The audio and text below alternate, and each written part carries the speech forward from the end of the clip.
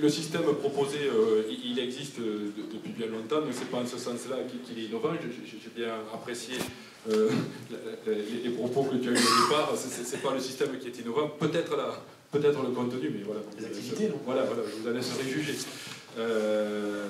Donc le thème, on va essayer d'être assez synthétique et assez rapide. Les diapositives sont en grand nombre, par contre ce qu'on fera c'est à certains moments simplement les balayer, indiquer le contenu, et puis comme le diaporama vous sera donné, ainsi que les activités, eh bien vous aurez tout loisir de les regarder avec plus d'attention. Voilà. Donc le thème d'étude qui a été retenu là, c'est sport, santé et technologie. Donc assez proche de ce que vient de nous présenter Jérôme. Donc la dépense énergétique corporelle lors d'une activité sur un stepper. Alors le plan de la présentation, eh bien, on démarrera comme il se doit par la question sociétale, la problématique et le problème technique qui en découle, les origines, les objectifs, le fil directeur de l'étude, le contenu des différentes activités, puis les modalités d'organisation de ces différentes activités. Et puis on terminera en redéfinissant les centres d'intérêt, les compétences et capacités, connaissances abordées lors de ces différentes activités. Voilà le contenu de la présentation. Alors la question sociétale au départ, c'est la culture et la performance du corps étant un fait de société. Comment renseigner avec précision la dépense énergétique lors d'un effort physique. Donc le mot important c'est précision, et vous allez le voir par la suite. Donc il en découle une problématique, c'est comment mesurer et afficher avec précision la dépense énergétique lors de l'utilisation du stepper. Et la problématique technique, c'est comment construire un modèle permettant de calculer avec précision l'énergie dépensée sur un stepper et la comparer avec celle affichée par le système réel. La diapo suivante va vous expliquer pourquoi on en est arrivé là. Alors, on en est arrivé là à la suite d'une constatation, c'est que sur le système réel, le calcul de l'énergie dépensée n'est pas assez précis. Il ne reflète pas complètement la réalité.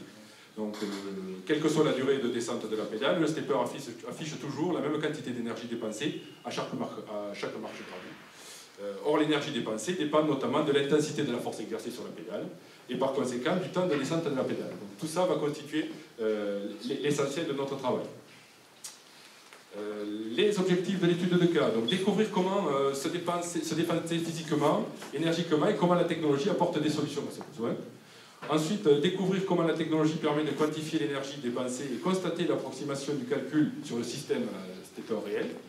Et ensuite, donc, les élèves seront amenés, alors là c'est l'approche qu'on a choisie, seront amenés à créer un modèle simulé au comportement plus exact que celui du système réel. Alors derrière le modèle, nous, tout à l'heure vous a été présenté un modèle s'appuyant sur un logiciel multiphysique, merci. Là, il n'en sera pas question. Au moment où nous avons créé ces séquences, nous ne savions pas utiliser ce logiciel-là. Et on s'est appuyé sur des logiciels que vous connaissez certainement, donc c'est SolidWorks avec Mecha 3D. Et puis on a également aussi utilisé Flowcode pour simuler le comportement du calcul de l'énergie. Voilà. Alors la stratégie de l'étude, c'était découvrir le principe de dépense physique énergétique et plus précisément celle dépensée sur un stepper. Les élèves aussi sont amenés à découvrir que le temps de descente de la pédale est image de l'effort appliqué sur celle-ci. Ils seront amenés également à établir par simulation mécanique le lien qui existe entre le temps de descente et la force appliquée. Et ils seront aussi amenés à découvrir le principe de détection de descente des pédales. Et, comme je vous l'ai dit, concevoir un modèle permettant de simuler la durée de descente de la pédale et calculer en temps réel l'énergie dépensée. Ça se fera donc par l'intermédiaire de Flowcode. Et puis ensuite, utiliser toutes ces activités pour répondre à la question sociétale et à la problématique qu'on a définie au début. Alors les prérequis, eh bien, il faut qu'ils aient des notions de besoins, des notions de fonction de service, notions de matière d'œuvre et de valeur ajoutée. Il faut qu'ils connaissent les langages de description de comportement de système, algorithmes, algorithmes, et connaître aussi des éléments essentiels de logique combinatoire. Et puis également communiquer, traiter des résultats expérimentaux, notamment savoir utiliser un tableur et utiliser des cours. Donc voilà les prérequis avant ces différentes activités. Alors la situation de l'étude dans la progression, elle apparaît ici, alors je ne vais pas tout vous lire, elle apparaît ici à droite dans les colonnes bleues, en sachant que jusque-là, eh bien, il y avait eu des études fonctionnelles qui avaient été menées par 2 fois, et une étude de comportement de système en 3e temps. Donc si on devait situer ces séquences-là, donc c'est en classe de première, et c'est, disons, tu peux m'aider en milieu d'année. En tout début de milieu d'année. Dès décembre, dès janvier, on peut mener ces activités-là, même peut-être un peu avant. Sur les études précédentes qui sont simplement mentionnées dans la progression, on a eu l'occasion de voir donc découverte de l'analyse du besoin et des fonctions. Ça, je pense que tout le monde, en début d'année, l'aborde de plus ou moins grande importance. On a vu également, mais comme le disait Jérôme tout à l'heure, c'était un petit peu la même idée de progression, tout ce qui est langage utilisé dans le traitement de l'information pour amener tout ce qui est logique combinatoire et puis traitement de l'information avec algorithme, de telle manière à ce que, comme on le disait juste avant, ces notions soient, je dirais, déjà connues avant l'activité sur le stepper. Voilà, alors ces différentes activités démarrant à partir de la problématique, on en a construit 7. Elles sont de durée bien sûr différentes, vous allez le voir par la suite. Là, on a choisi pour la présentation d'abord de vous les présenter, puis ensuite de vous montrer l'organisation et la chronologie de tout ça. Alors, on les a numérotés de 1 à 7. Il y a dans un premier temps donc, une mise en situation. Alors, d'abord la problématique, on y revient. Comment mesurer, afficher avec précision, j'y reviens, la dépense énergétique lors de l'utilisation du stepper. L'activité 1, donc mise en situation, découverte de l'énergie alimentaire, plus le rôle du stepper par rapport à ça. Découverte des grandeurs physiques, mise en jeu dans la dépense énergétique corporelle. Ensuite, la découverte en activité 2 de l'influence des grandeurs physiques dans la quantité d'énergie corporelle dépensée sur un stepper. L'activité 3, la recherche de la loi liant le temps de basculement de la pédale du stepper à la quantité d'énergie dépensée. L'activité 4, découvrir le principe qui permet de détecter la descente des pédales, le mouvement donc. Ensuite, comment compter le nombre de marches et l'afficher. Ensuite, concevoir, puisque le modèle, comme on vous a dit, les élèves seront emmenés à le concevoir. On a estimé, et ça a été fait, que c'est tout à fait possible à ce niveau-là en utilisant ce logiciel-là. Donc ils ont été amenés à concevoir l'algorithme de calcul de l'énergie dépensée. Et ensuite, ils ont analysé les écarts entre le système réel et le modèle qu'ils ont créé. Et enfin, l'activité 7, préparation et présentation d'une des activités pour chacun des groupes d'élèves. Voilà les 7 activités.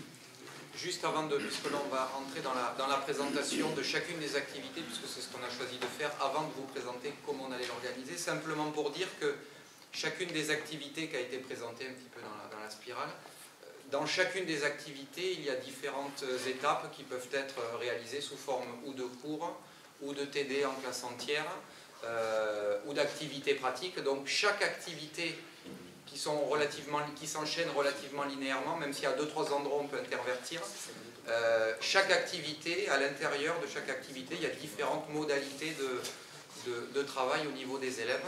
Et bien sûr, on a détaillé, mais pas non plus, parce que ça dépend également du volume horaire que vous avez à disposition en classe entière ou éventuellement en groupe à effectif réduit. Alors, on va peut-être pas toutes les passer, les activités, on va voir en fonction de ça pour ne pas être trop long. Donc, la première activité, c'est la découverte de l'énergie alimentaire, découvrir tout ce qui est notion d'énergie. Alors, vous le verrez tout à l'heure, mais c'est ce qu'on propose de faire en classe entière, de voir, par exemple, sur des boîtes alimentaires, de voir les calories qui sont présentes et de prendre conscience du nombre de calories que l'on peut être amené à absorber dès lors qu'on consomme des aliments. Ensuite, deuxième étape dans cette activité 1, des découvertes de grandeurs physiques mises en jeu dans la dépense énergétique, donc voir les notions de travail mécanique d'une force, d'énergie mécanique dans différentes activités sportives. Donc voilà le contenu de l'activité 1. L'activité 2, donc voir l'influence des grandeurs physiques mises en jeu dans la dépense énergétique. Donc les élèves sont amenés à rechercher comment augmenter le travail énergétique sur un stepper. Alors on leur demande de trouver des solutions. Alors elles vous sont présentées ici sur le diaporama. Alors soit augmenter la distance, soit augmenter la force. Donc voilà, on leur demande d'imaginer, de réfléchir à ces différentes solutions qui permettaient donc d'augmenter le travail énergétique. Voir dans cette analyse-là, toujours dans l'influence des grandeurs physiques, une étude sur le déplacement utile du point d'application de la force d'appui. Donc là, de leur faire, par un protocole expérimental, de leur faire découvrir, déterminer expérimentalement le déplacement du point d'application de la force d'appui sur la pédale. Donc vous voyez, simplement par un tracé sur une feuille de papier, tout simplement, prendre conscience de cette hauteur de déplacement. Ouais, tu voulais parler peut-être? Oui, comme on a dit que c'était bicéphale et que voilà, on a quand même gardé dans les différentes activités nos différentes sensibilités et vous comprendrez que mon collègue a été peut-être plus amené à concevoir cette partie-là, mais je peux en parler si vous le désirez, avec une aisance toute naturelle.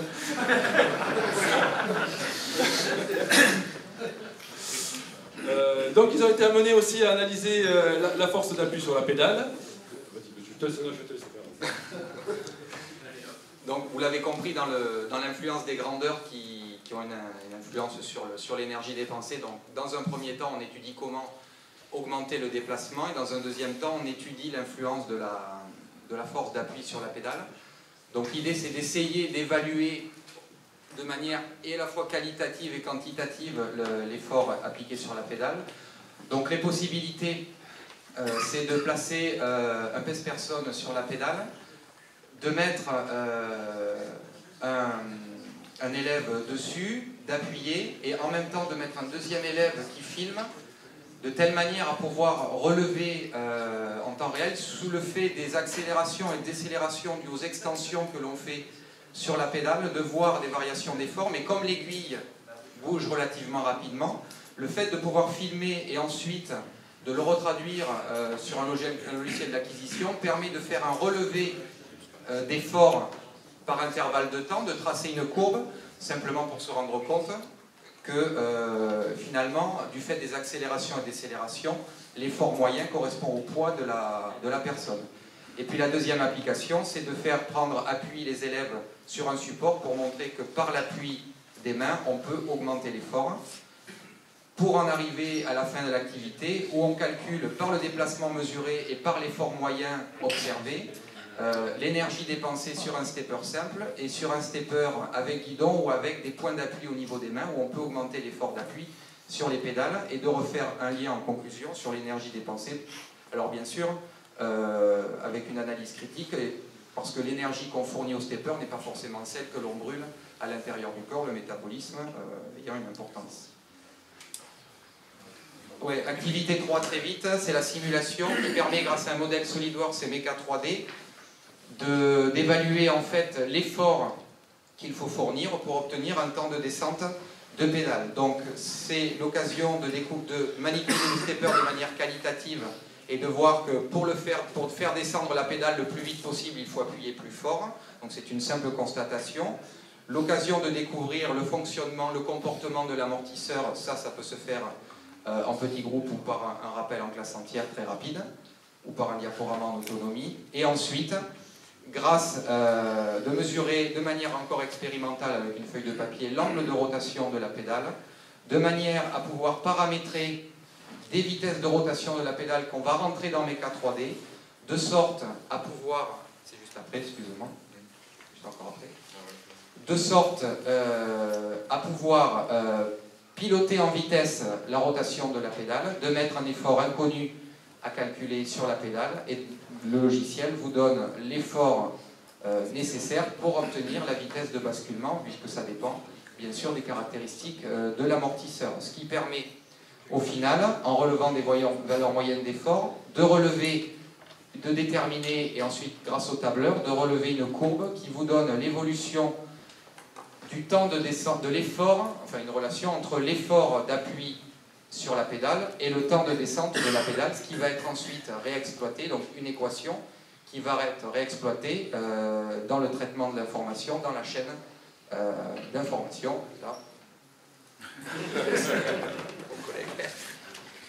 C'était pas préparé. Et donc, on réutilisera effectivement cette équation par la suite. Alors, la détection de la descente de la pédale se fera par un protocole expérimental sur maquette, dans un premier temps. Ils auront la possibilité aussi de découvrir ce même principe, mais par un protocole expérimental sur le système, en l'ayant instrumenté, c'est pas très compliqué, il suffit d'aller récupérer l'information sur le capteur et puis voilà, ça pose pas de problème. Et ce qui permet de vérifier ou de comparer ce qui existe entre le système réel et le système expérimental tout à l'heure. L'activité 5, on vous disait que les élèves devaient mettre en œuvre un modèle qui permettrait donc de reconstruire ce que fait le système réel. Donc dans un premier temps, c'est de compter le nombre des marches, le nombre de marches qui ont été déplacées pendant l'utilisation.